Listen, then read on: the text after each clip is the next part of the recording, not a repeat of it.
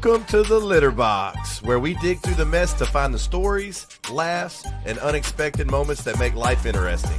I'm Trent Anderson, your guide through the clutter, ready to uncover something fun today. Let's get it started.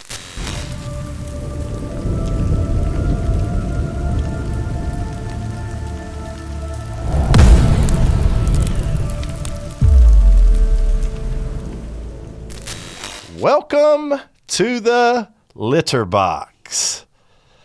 Boys and girls, we've made it to episode 10. This is episode 10. It's kind of hard to believe we've made it this far. Got a great guest with me today, Mr. Angel San Juan, folks. Mr. Angel. Thank you, Trent, for having me. I'm excited. It's so good to have you, man. I've been excited about doing this with Angel. We've talked about it. He was scheduled more on season 2, but Angel's used to doing breaking news, and he had to do a little breaking in today because he saved the day. Mr. Greg Bosick was actually supposed to be on the show today, had something come up last minute, and Angel saved the day. And Angel's been on your TVs here in Southeast Texas for decades, covering everything from breaking news to community stories. And Angel, I'm really glad to have you on the show, man. I'm honored, and this is my first podcast ever, so it's really, yes. And that's hard to believe. Yeah, it is, but, it's more of a, because I'm 56, and I don't know how many 56-year-olds are used to podcasts, but hey, I'm willing to try it, and it's another media outlet to do it, and I think podcasts are great. And you're doing a great job with yours. I really appreciate that. They are so... they're amazing, and you have this long format. I'm kind of long-winded, so I believe in long format. But it's just the fact that you have time to talk. Yeah, and it's a place to voice your opinions and do your things like that. And, it's really surprising hearing you've never done that. As much as you've been on TV and those cameras being around you, have you ever even thought of doing your own, Angel, or you not enough time in the day? I guess I never have. I mean, the station, we talked about it at the station. Jade, who's one of my co-anchors, she's big on, we're both big on cold cases. Okay. So we have that in common. So we thought of doing that, and we still might because the station's big on podcasts. But right now, obviously it'd be silly for me not to try it. But right now I think I enjoy this opportunity to be a guest on one than to do one. But it's great to, and as soon as I heard about yours, a friend of yours actually texted me. Mr. Todd Laverne. And when Todd Laverne said who you were, I was like, oh, I know Trent. I've known Trent for a long time. You've reminded me how long I've known you.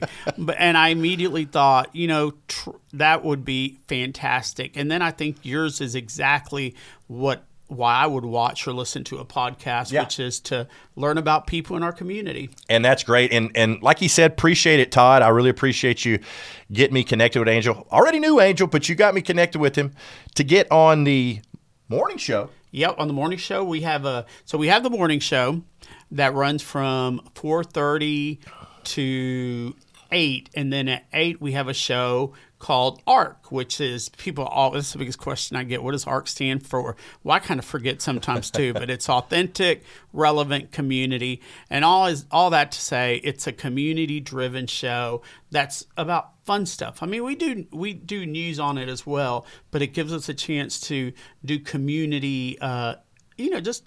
I think people like news, but part of news is what's happening in their community, and it gives us a chance. So immediately I thought, I can't think of anything better that's something new, that a local produced podcast from someone who knows the local community so well. Man, and that was great, me getting on that. And it was interesting when I walked into the green room, I saw some young girls came in. I think it was like a Mexican heritage type thing. Uh-huh. Those girls were great. I met their parents. We kind of got to chit-chat. Then another lady came in. same time, she came in a little after me, and she had a cage full of chickens. Yes. That's she runs it's called, I think, an urban farmers market in Bridge City, and that's a neat thing. I always tell, if you want to get an idea, if you could see our green room beforehand, you can tell what a huge variety of guests and what ARC's about, which is a diverse group of folks. You were there. The Mexican Heritage folks were there because their event's actually tomorrow, Saturday, and I'm emceeing that event. But you got to see it right there, and it's fun because it's when people you would never think would be together, come together as they wait to be on the show, and then they bond as well. It's funny you say that, Angel, because we really did bond. And you got three people that probably wouldn't normally just be hanging out together, and we were. And you know what? At the end of it all, the Mexican Heritage girls, I remember telling their parents, when is all this going down next? Because I want to come support them. Yes, I want to show up there and support these girls because you got to meet them. And they got to learn a little bit about me, the lady that has the farm. Right. We got to meet, and we all mingled, and I thought that was a pretty special little moment. And we all supported each other because you could see on the screen when the next person was going live. We all supported each other while y'all we were there talking. for each other. Yeah, and Trent, that's the amazing thing. You like me, I've been in Southeast Texas since 1998.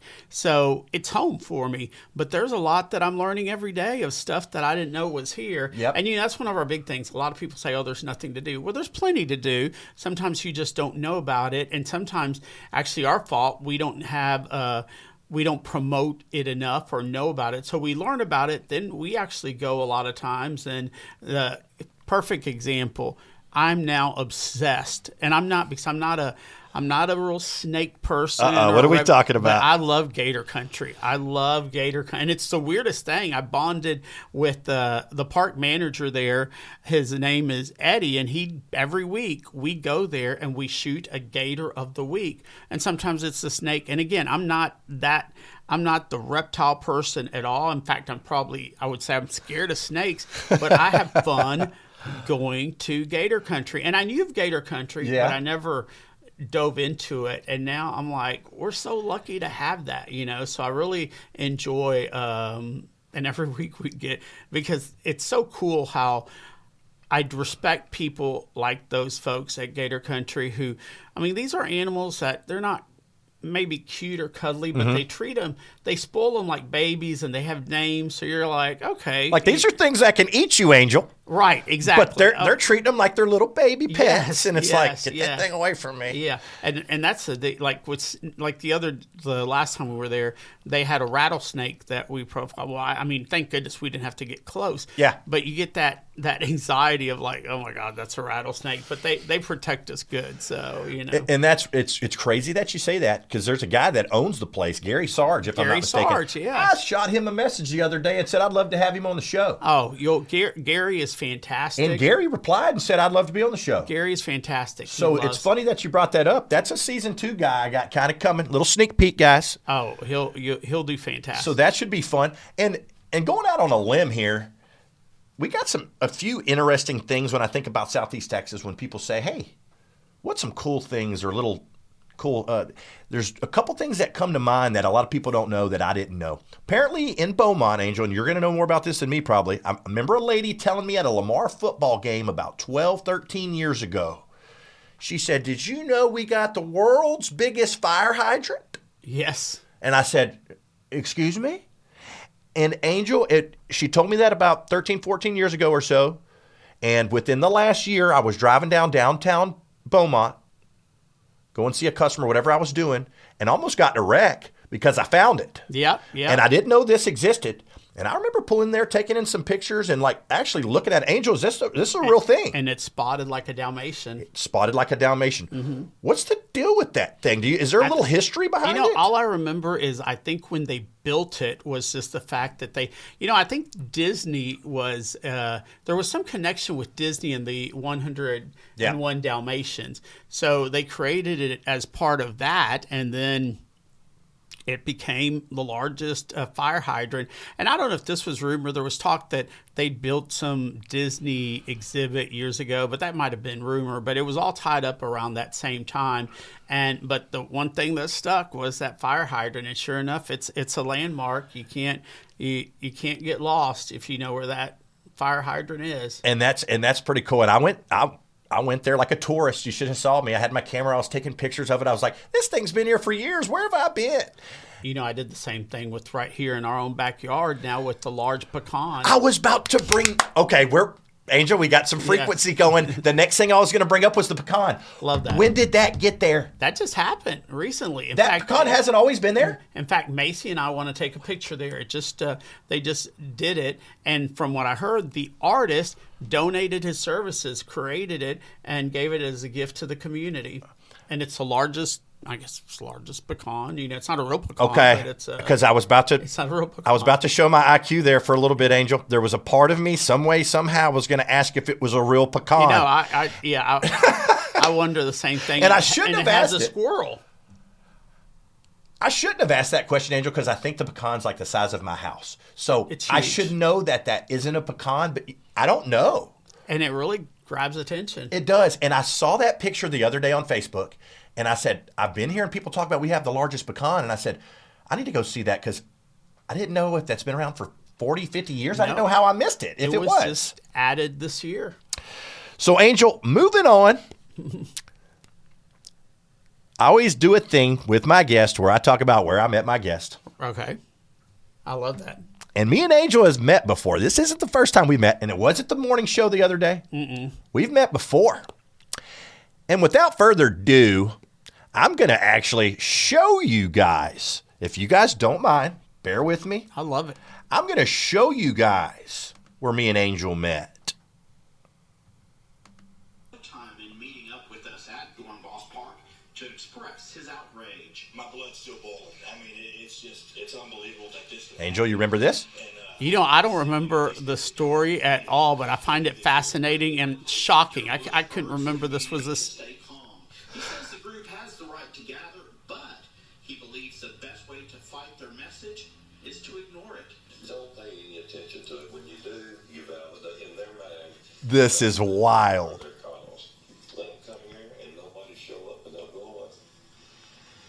So, Angel, what's your thoughts on that? First of all, I don't remember the story, but I can see us doing a story since that's so crazy. That is crazy. I don't know any of the details, but also knowing you, because I've seen you in many other one thing that I always see you in, whether it's parades for P&G, and you're so good at being there for the community. And I think that's always what's drawn me to you, because it could be a happy event, and I always see you cheering the local community, which is great. But that story, support local. That story, I'm just puzzled by it because I can't remember. I have to say that probably my boss heard it, because I think that's when I was at Channel 12, and I worked for our news director, Paul Bergen, who was a great guy, was always finding stuff out that people were concerned about. But I literally don't remember that. And that's Chief Bush.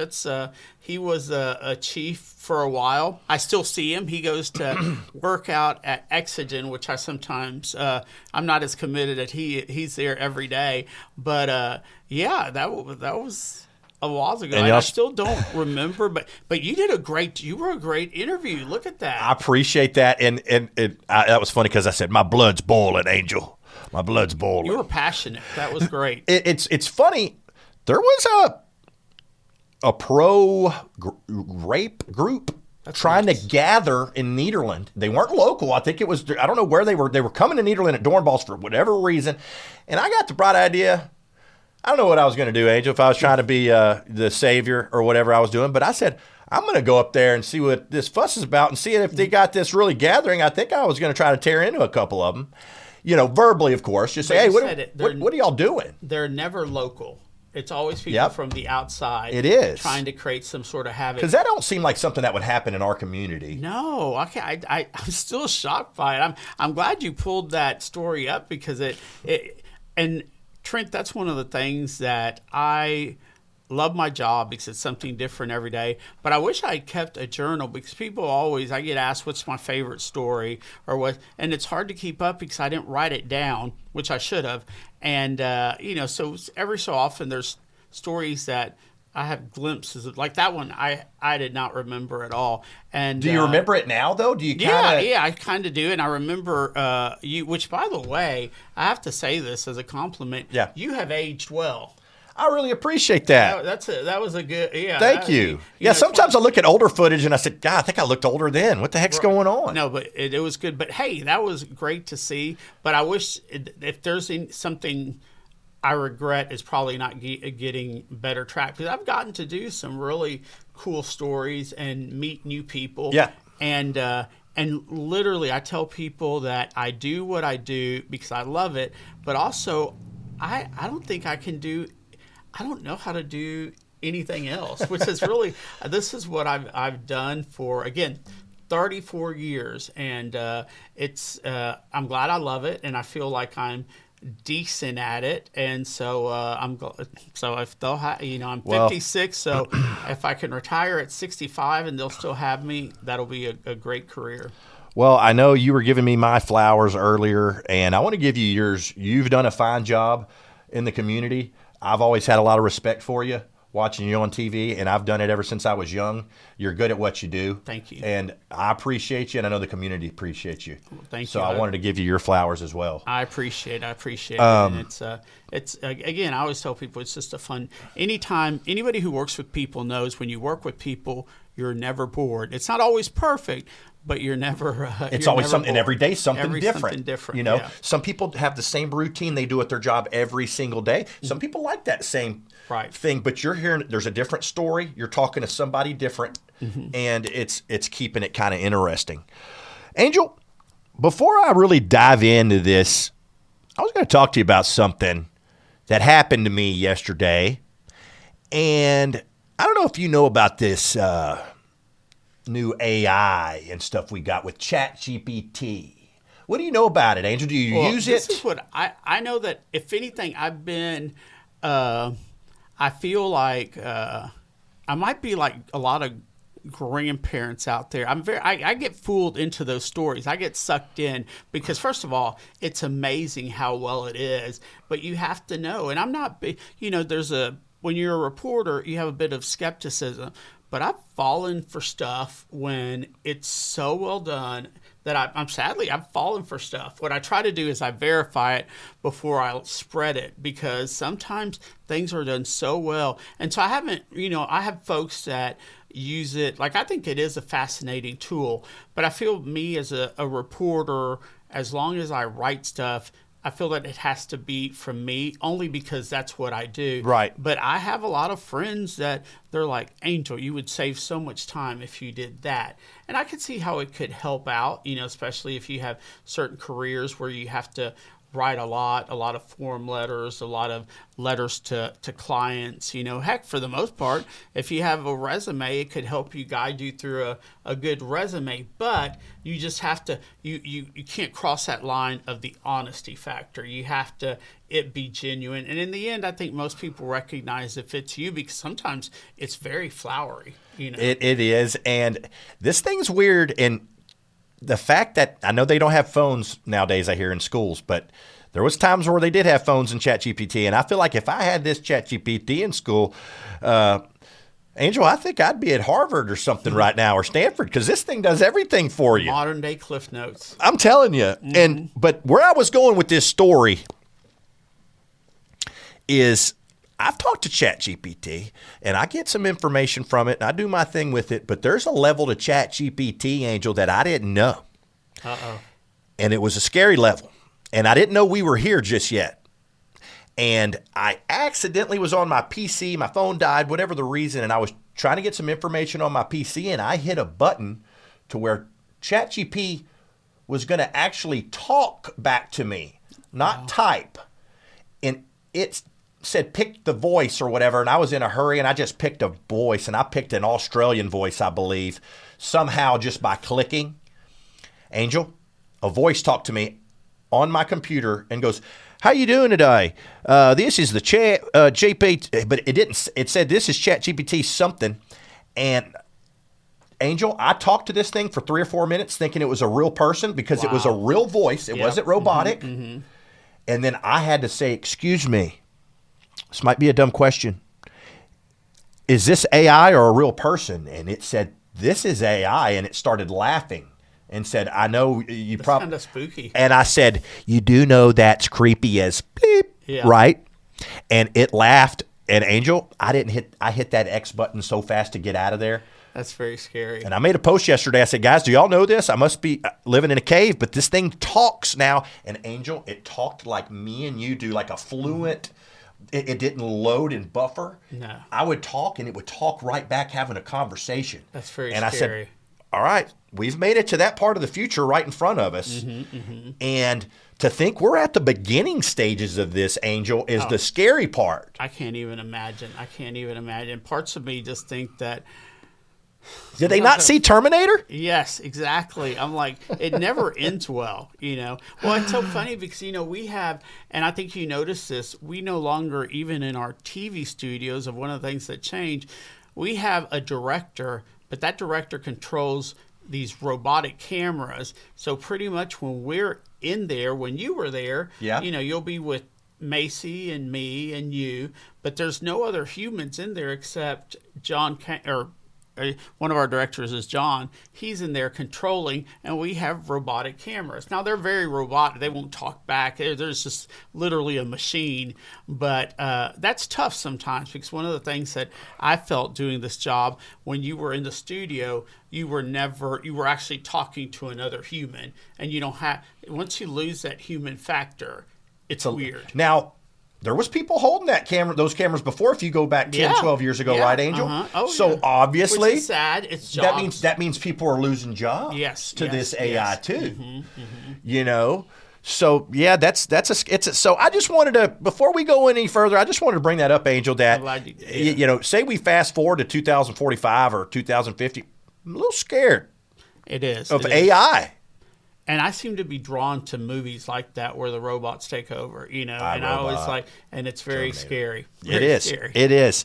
And so transitioning away from that, I like to get into the meat and potatoes. Doing things a little different today, changing it up a little. We wanted to have a little discussion before, but I want to get in the meat and potatoes of why I got Angel on here. And Angel, let's dive in. Let's start from the beginning, where it all started. How you got into journalism, and just tell me a little bit about the background with you. Well, I would say that, so I have an older brother who is 12 years older than I am. So growing up, it was almost like, obviously we were tight, but he was 12 years older. So, he ended up, he had I will tell you, he was a very patient because growing up, I lived in an apartment the first 6 years of my life. So we had to share a bedroom. So here you had a 16 or 17-year-old kid sharing a bedroom with me, 6, And so that I greatly respect his patience. But I bring that up is because we were almost 2 single children. He had his thing. So I did a lot of my mom was 39 when she had me. My dad was 40. So I did a lot with them. We were like the three, but I got them on the tail end as they were older, and I was lucky. My mom lived to almost 90. My dad to 92. So I was lucky to be. But that's good things for you. That's some good, good genes right there, Angel. Hopefully, it'll continue. Yeah, and so I would do a lot, including a lot of TV shows back then. I would sit and watch TV with them as a little kid. So I always had kind of but one of the things they always watched was TV news. And even as a kid, I always liked to write stories. I would just write little stories, and then my parents would help me. My mom and dad would put little.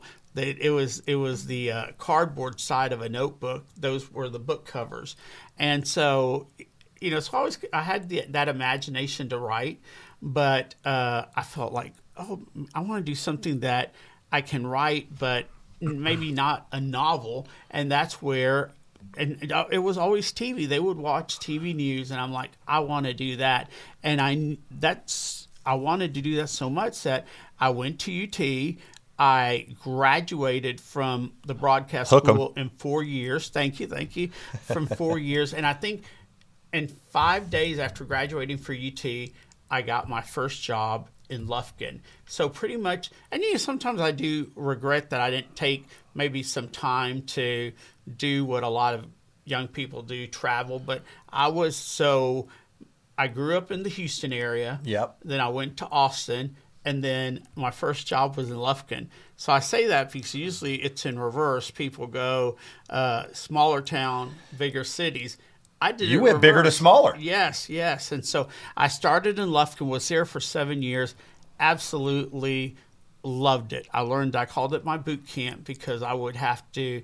Now they have a fancy name. It's called MMJ, but back then, now it's multimedia journalist. Back then, it was just a one-man band where I had to shoot video. I had to do the interviews, everything myself, but it was such a great experience. And I did love Lufkin a lot. It's a great place. We covered Lufkin, Nacogdoches, and the surrounding area. Yeah. And then so I had another friend of mine who we met in Lufkin. He was from California, but he got a job in Beaumont, and he told me, so Lufkin, we were only one TV station. He says, hey, there's competition, and you're going to love it. Mind you, after 7 years in Lufkin, I came to Beaumont, and I remember, besides the job, which I ended up getting at Channel 6, I remember seeing the movie theater, Tinseltown, and I saw an Olive Garden, and I was like, "Oh Lord, I have arrived! This is the big I made city." it. Yes, Yeah. And that was in 1998, and I have been in Southeast Texas ever since. Well, wow. Okay, See, and these are the things that I like about the show because everybody knows Angel San Juan's down here. He's been down here really ever since I remember. Mm-hmm. But where was he before that? Yeah, and that's some really good information there, knowing where you came from and all that. And then UT, I know a lot of people go to school there, but you're still a big fan. Love it. And you were there last week from what I understand. I visit. So one of my friends who I met in Lufkin, his name's Brian Mays. Yeah. He actually, he graduated from UT, and he's from Crockett, Texas. Crockett's a great place. Yep. It's just outside of Lufkin if you ever get a chance to visit. Well, he's from Crockett, and we've been friends. I mean, we were like probably just good friends since the day we met. And that was 30 years ago this year. Yeah. And so we met. So like I tell everybody, we were talking about this. We were such a tight group there in Lufkin because, number one, and I say this, I think it's because back then you didn't have cell phones or anything. So we really had to enjoy each other's company in Lufkin and do stuff. So we really became not just coworkers, but good friends. So Brian and I are still friends to this day. And he actually he's the morning anchor in Austin, which is funny. Now I'm the morning anchor here. Yeah. And he has season tickets. So we have committed that once a year we go to a UT game, and that continues, our relationship that right. And I always say that you can always, even if you don't live by a friend, you can always commit to doing something. And relationships are very, very important to me, and you have to work on it. So we do it that I visit he met his wife in Lufkin too. She was an anchor. And now they're still married 25 years later. Yeah. And so I go to Austin. And this year we're going to two. I'm going in on November because I love UT so much. I love Austin. I love the school and Big Longhorn. So that's not the A&M game you're going to, is it? No, I'm going to they're going to play Vanderbilt. Vanderbilt? On November 1st. Now, you got to go to a good game. Oh, yeah. Y'all got a W. We did. And old Arch Manning. I know. He played pretty good. He did. I was nervous that very first time when him with Ohio State. I know. But I think he was a little bit, obviously, it can be stressful, and I think people forget he's still a young kid. Nowadays they get all these endorsements but I really obviously he's very successful. He comes from a successful family, but I do feel sorry for the pressure a lot of young people feel in that, because I mean, He's got a big name on the back of his yes, jersey. Yes. So when I saw the crowd at that Ohio State game, it's just, or for that matter, this weekend, that's a lot of pressure to perform with so many people counting on you. No, it is. And granted, he played San Jose State, which not as good as Ohio State, but either way, he played well, and I think he needed that confidence for the remainder of the season.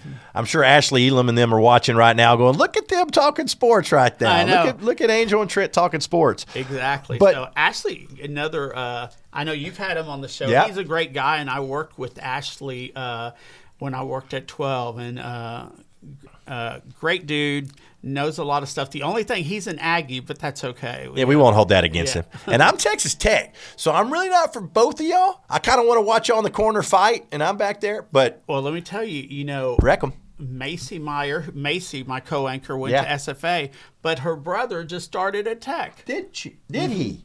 Okay. Hey, guns up. Let's go, baby. But no, so and I know, Angel, I was going to talk to you about it. It was one of the main things I wanted to talk to you about. You're a big family guy. Yeah. And you always – I'm a big family person too. I communicate with my family all the time. Love them. Mom, D, my brothers, my nephew, Cade, niece, Reese. I keep up with them all the time. And so that me and you're similar on that aspect of things. And great relationships with our parents, which, which again, I think parents should be parents, but it's fun that we also have parents that are friends.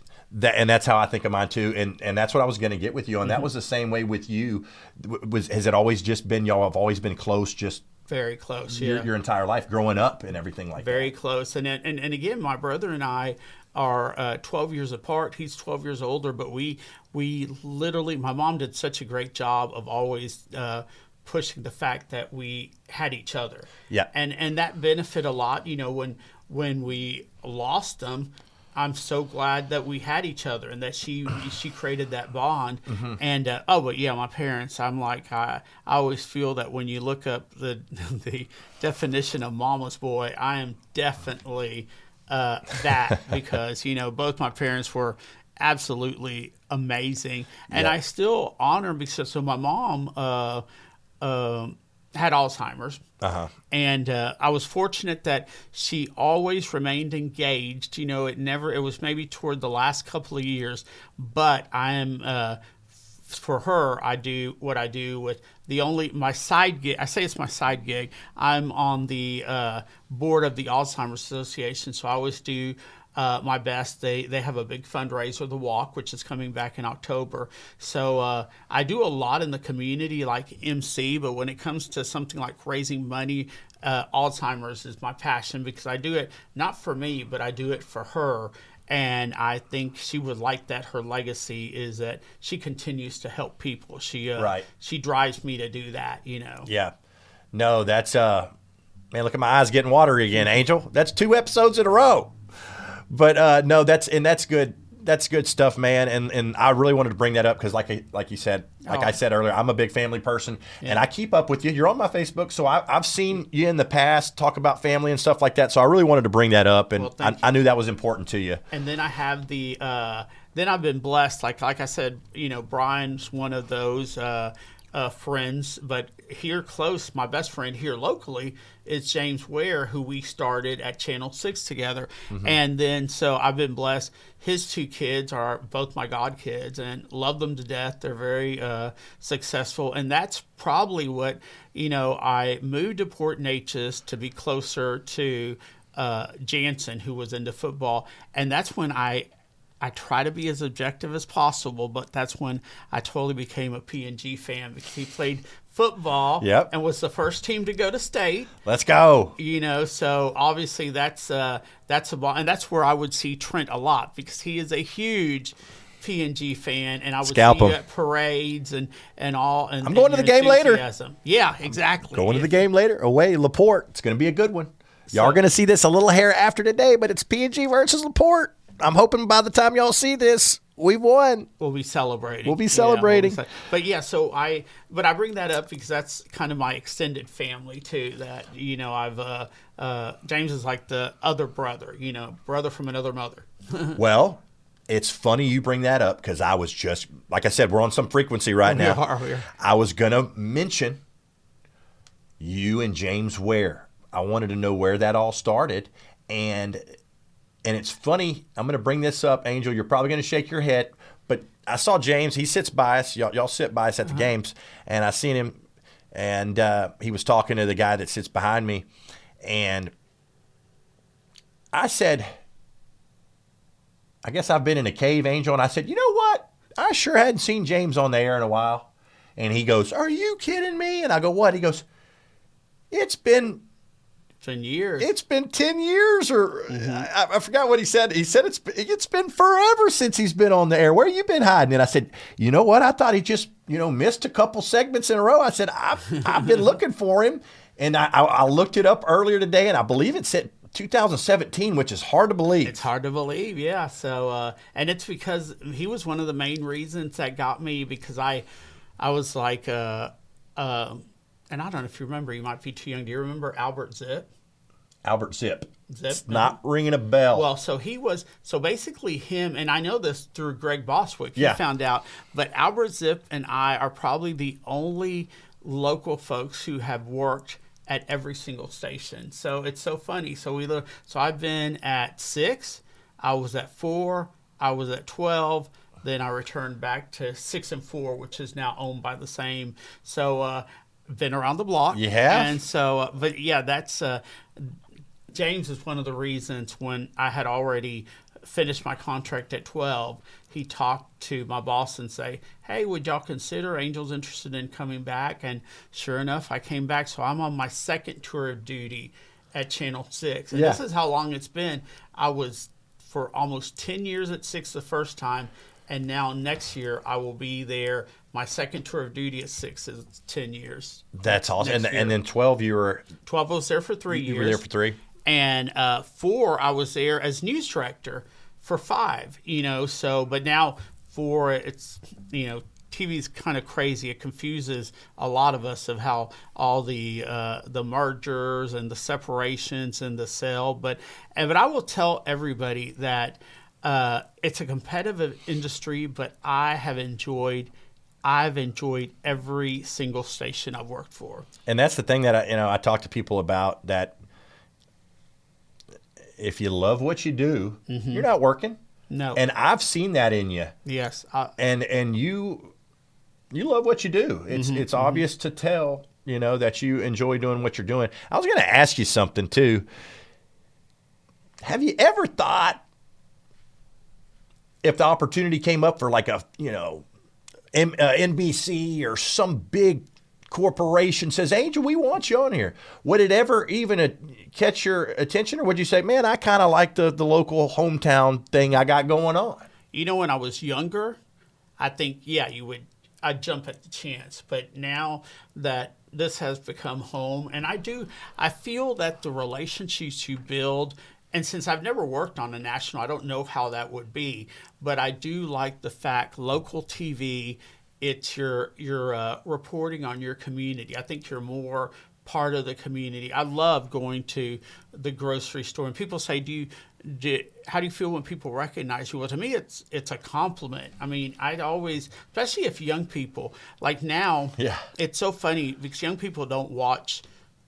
They watch podcasts. They get stuff on their phone. Yeah. So they don't do it the same way. So, but it's funny. I think the biggest honor is I do get stopped by young people many times, but it's always funny. I think the biggest. I went to Lids one day to get something for Jansen, a cat for Jansen. Yeah.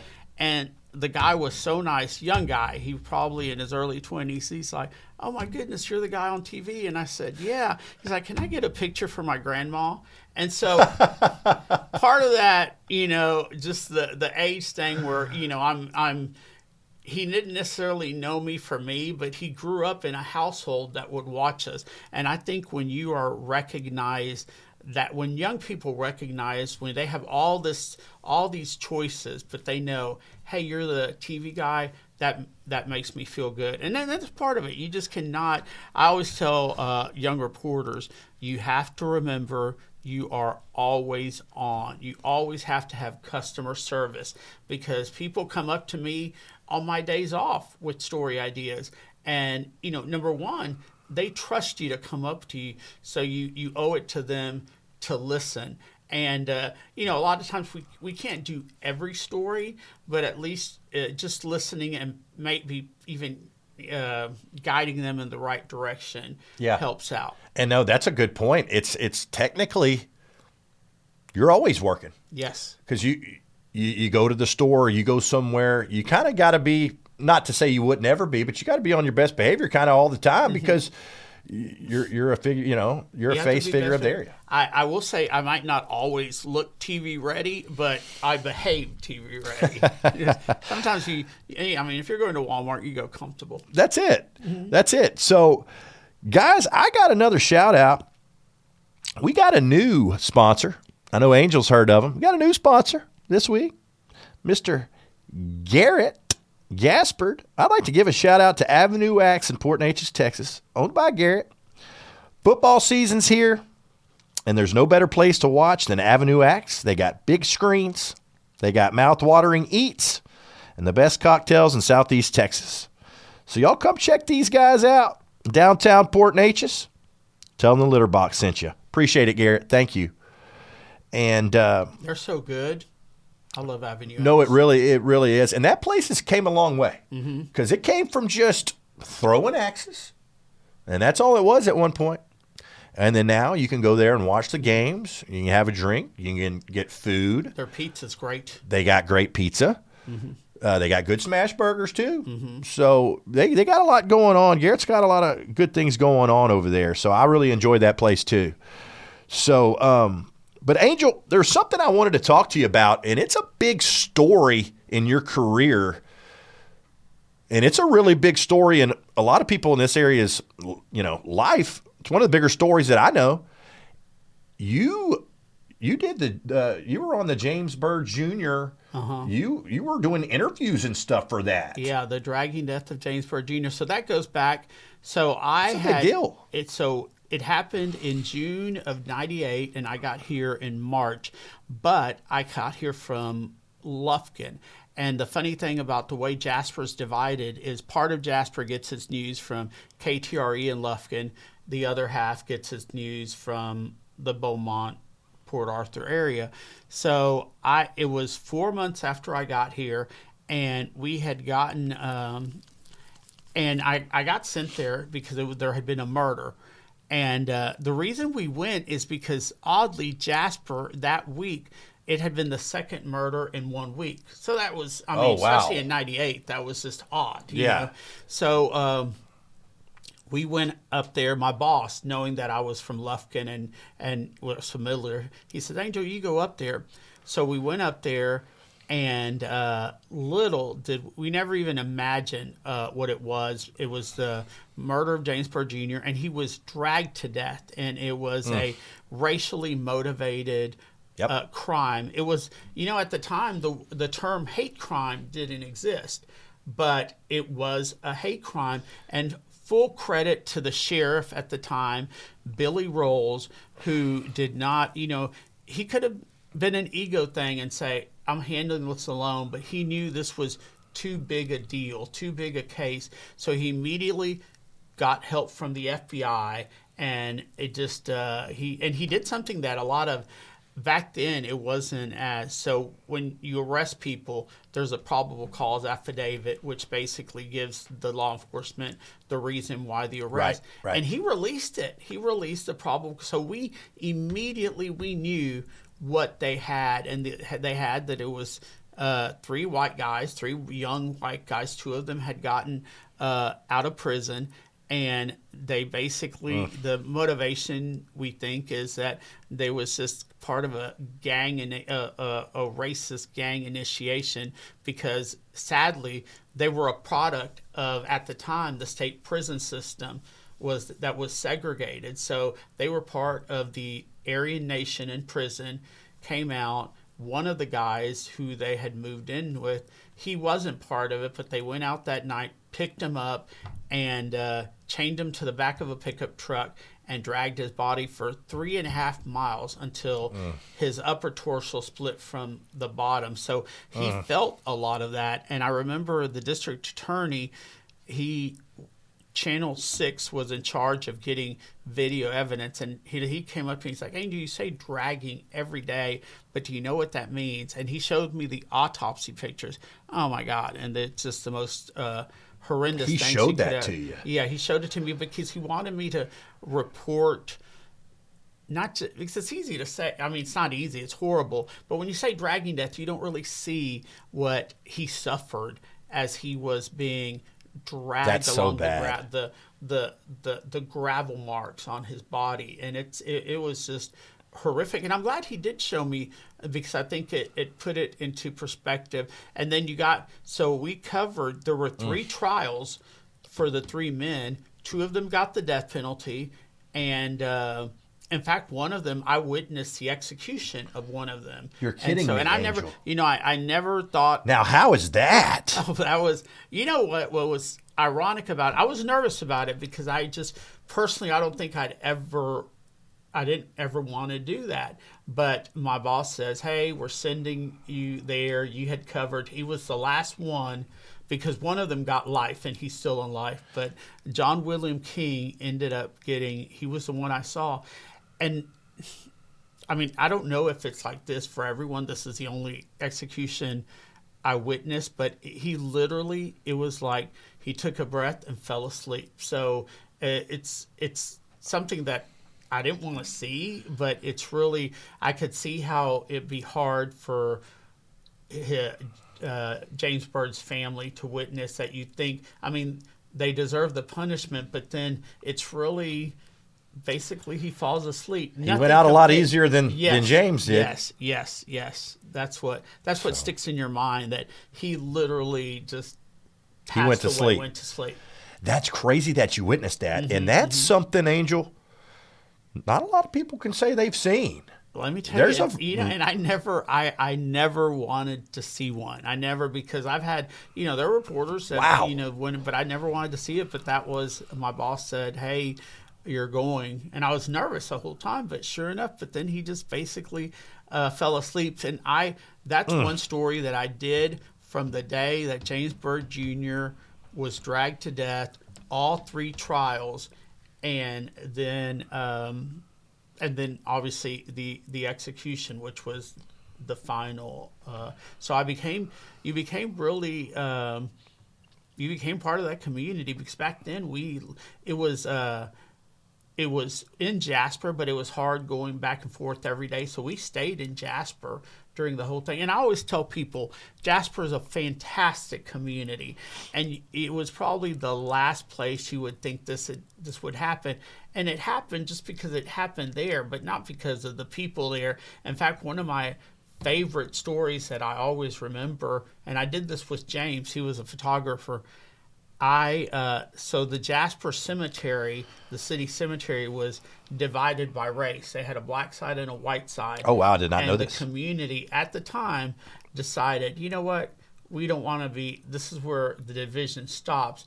And they tore down the fence that divided the 2 places where then people could be buried on either side. Mind you, you still have family members that were probably buried on one side or the other, so you might continue to do that because of that reason. But yeah, that was one of the most inspiring, that the community itself tore down the fence that divided the white and the black side of the cemetery. And this is like, and people that are watching from other places and stuff right now that aren't in Jefferson County, this wasn't just local news. This was world. Oh my news, God! Right? This was world. Fantastic. It was fantastic, and I say fantastic in the sense of it made me proud how our local people, starting with y'all got a lot of attention.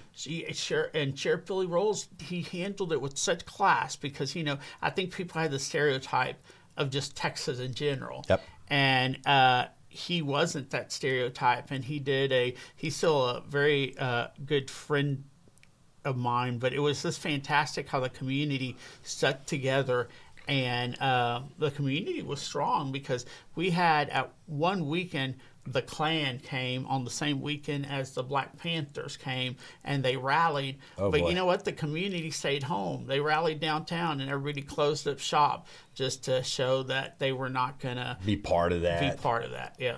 Man, and you know, it's a terrible thing that happened. I remember I was a kid, but I won't forget it. Nope. I remember it, and I remember doing some research on you, and you were part of that story. So I said, man, I have to ask Angel about that. That's when you start looking at your accolades and stuff like that. That's got to be on there as one of your bigger stories. Oh, for if sure. not, It's probably the biggest I've ever. I mean, just the magnitude. You know, there were times when you were doing it that I'm like, I don't, and it was so big. But this is, and I always feel that you have to have a sense of humor with everything. And I have funny moments from there. So Channel 6 was in charge of getting video of the evidence, and we were the pool camera. So we would get the evidence, and then we'd make sure everybody would have it. So there was one time when in order to get a hold of the district attorney, the sheriff and I were pitching rocks to the third floor of the courtroom to get someone's attention because it was after hours. Oh, and my closed. God. So just moments like, and then the other thing is the chain obviously was the weapon, and we didn't know. The DA wanted that to be a surprise. So he brought it out, and all I could think of was like, oh my goodness, we don't have video of the chain, because he wanted to surprise everybody in the courtroom. So I had to rush because you had Dan Rather's producer was asking us, oh, they're going to lead with the chain if you have video. And I had to tell our photographer, Don't I was leave. like, Todd, we need the chain. We need to. And so we went up there, and and at that time, the assistant DA was going to bring it out. And we're like, no, they'll go crazy. Let's just shoot it in here. And just stuff like that of that moment, because it was a key piece of evidence, because for that crime, the chain was the weapon. That's crazy, and that's like I said, a real big story from down here. It's not a good story. It was a pretty bad story, and I still prayers to his family and him for that. But moving on from that, which is tough. That was a bad story. We had another bad story recently happen a couple days ago. Yeah, Mr. Charlie Kirk, and I remember it's kind of like 9/11. You remember when stuff like that happens. You remember where you were. shocking to witness too. Because obviously, and I know a lot of people. There are people that probably don't see it, but tend to see it. Where he's just in normal discussion, doing what and is just out like. Which that's what I think. If there's something that you worry, I mean, he was the dad of those two young kids and his wife, or they're saying she's just devastated to see that he went on his trip to do what he did, and then he doesn't come back. So it's definitely, and it's a hard thing because I think I always say that social media is both the best thing that's happened to us and the worst. And I think no matter where you stand on it, I think after stuff like this, you kind of want to stay away from social media, because there are extremes on either side, and they can make that very challenging. Instead of being, oh, this is a horrible thing that happened to a fellow human being, then it becomes political. And it's sad, even though he was a politician or he was political, it doesn't mean that his death needs to be treated that way. And that's the thing that I wanted to speak on is I was sick to my stomach that whole day, Angel. I remember driving, and I've never met the guy. Right. You've never met the guy. Nope. Mm-hmm. But you got to have some empathy. Yeah. And feel for his family. So prayers out to his wife and his kids. Whether you agreed with what he said, what he talked about, his beliefs or not, a life shouldn't be lost. I feel like our country's so divided at this time right now, and it's unfortunate. We need to do better about being able to talk to people that have different beliefs than us and going about it a cordial way. And obviously violence isn't the answer. And, I've been doing a lot of praying on it, praying for our country. I think we need a lot of it. Need a lot of Jesus in the country. Yeah, you definitely, And, you just have to Ain't getting enough. violence. With violence, it just ends everything. As long as people are talking, they might differ on things, but you can talk and the exchange of ideas. And of course, you can't agree with you're not going to agree with everybody, but there's no need to make the situation worse by resorting to violence. And I hope both sides, whatever, they back away and try to do it, debate, argue, but don't get to that point of because who won in that case, Yeah. And that's the thing. And I saw on TV, they got groups now, people trying to do the right thing or trying to make positive things out of it if they can.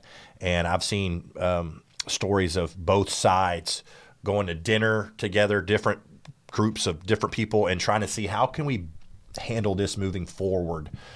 I know it's a hard task, but hopefully, it gets better before it gets worse. That's all I can say. Well, this opportunity that you're doing, letting people talk, getting to know people from different, because you bring up people on here that they're in the community, you might not know them, but you get to know them. That's it. Mm-hmm. So no, I just wanted to bring that up. Pretty sad deal with Charlie Kirk. So, me and Angel definitely, our prayers go out to the family. And it's really some sad news. But I got another sponsor I want to give a shout out to. Angel knows these guys, Mr. Keith Bass and the Dudes Foods. It's one of my favorite places, the Dudes Foods in Nederland. Keith Bass and his crew started with the food truck. Now they've built one of the best spots in Southeast Texas. Burgers, wings, loaded fries, you name it, they've got it, and it's all fire. Stop by the Dudes Foods. Tell Keith the Litterbox sent you, and he'll hook you up.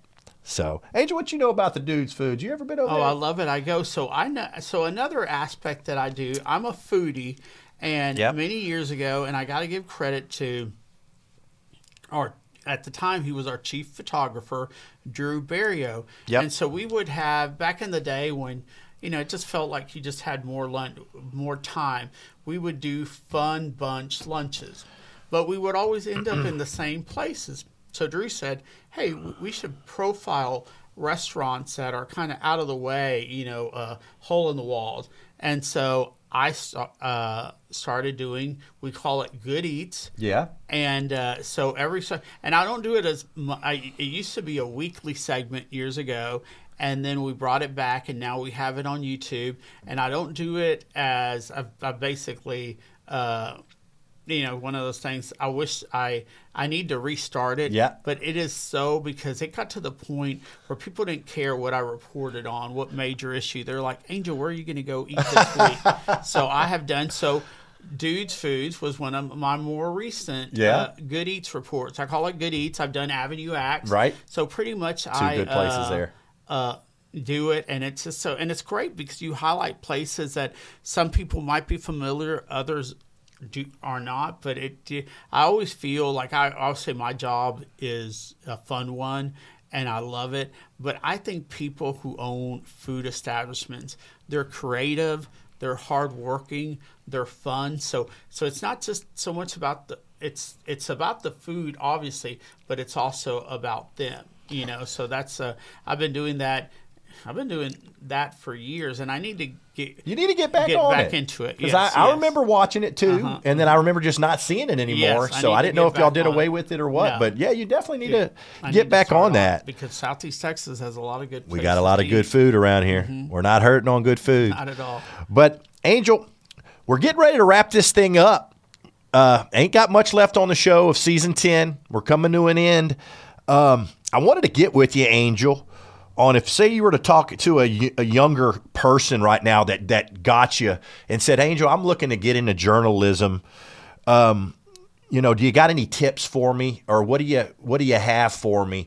What's your thoughts on what you would tell a younger person right now that's kind of coming in how you started and wanting to get on the news and do their thing?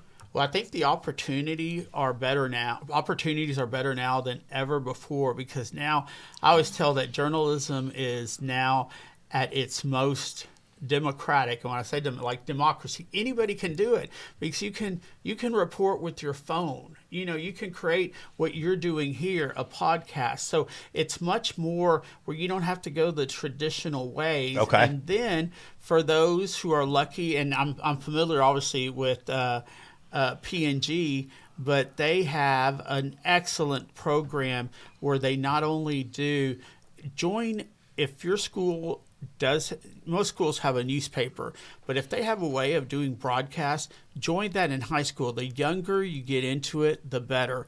And I know many schools in our area, of course, P&G has probably one of the best as far as TV classes, because See, I didn't know they had this. Oh yeah, they do. Yeah. So Mike Tobias and Greg Picasso. Okay. Greg, who was Yep. in TV for many years, they do this. He has prime time, and of course, Tobias is over Indian Press. And what I think they do such a good job that people in the community rely on getting their media about the school from them, so that's a big compliment to them. But yeah, if your school doesn't have one, get with a journalism teacher, something to start something up. And I know the fifth graders at P&E, they're starting it at fifth grade, and we've had them on the show. So obviously Starting them young, because that's the best way to do it. Got some more Angels coming up in the future. Oh, let's hope so. But yeah, and I would love to help in any way possible. If anyone has any ever questions, feel free to reach out. But then once you get out of the high school, in college, make sure you do an internship, because I learned, obviously, college gives you a big background of what to, you learn a little about a lot that prepares your background. But to actually know how it works in a real TV station, you have to be part of, and you can and a lot of times, sometimes internships aren't paid, but you do those during school while you're in the university. And an internship really helps you out, because you really know how it is in the real world, and because it is, once you have that, because all news stations are different, but I think you have to be intern in one to really know how it all works. But yeah, just as much as you can to get your foot in the door, do it. Well, Angel, this has been episode 10. I'm excited. And I really appreciate you coming on the show today. Like I said, Mr. Greg was supposed to be on the show, Chief Meteorologist Greg Boswick. He couldn't make it. Something came up last minute. I was in a little bit of a pickle, and Angel said, "No, you're not." And I really appreciate you, Angel. It means a lot. And this has been season 10. And like I said, guys, I'm going to take a break for a little bit, a couple weeks off, and I'll be back. Season 2, I want to come back bigger and better. All the tips and things you guys have got with me on, advice, I'm taking into consideration. I wanted to give a shout out to everybody that's been along this journey with me. This hasn't been easy. I've went through some trials and tribulations with this, but I'm learning, I'm growing. All the people that subscribed, all the people that's commented, shared, followed the page, and just talked about the Litterbox in general, I really appreciate you guys. It means more than you know. And I want y'all to continue to ride this wave with me and come along for the ride in season 2 as well. And I want to be talking to you guys, talking about season 30 and stuff. I want this to keep going. It's not going anywhere. So appreciate all you guys, and I look forward to seeing you guys in season 2. We love you guys. Angel, thanks again, brother. You, my friend. Had a good time with you. You're doing a great job. I appreciate it. See you guys soon. Love y'all.